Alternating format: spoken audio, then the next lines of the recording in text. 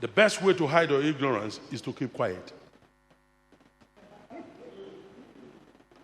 Proverbs chapter 17, verse 28. Even a fool is counted as wise when he holds his peace. When he shuts up his lips, is considered perspective. Or perceptive, rather, please. When he shuts up, is perceptive. Just keeping quiet. There's something, a virtue I learned from our grandfather. He died in 1981. He was the next to the Oba of our community.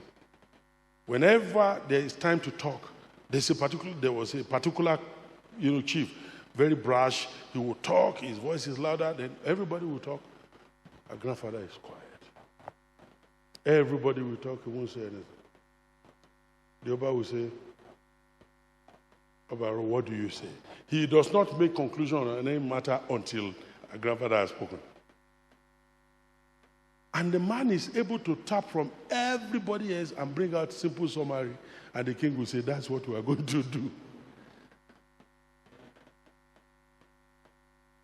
You can hide your folly, your ignorance, if you just shut up. It doesn't hurt if somebody is trying to explain to you what you already know. Just keep quiet. When they finish, say, thank you.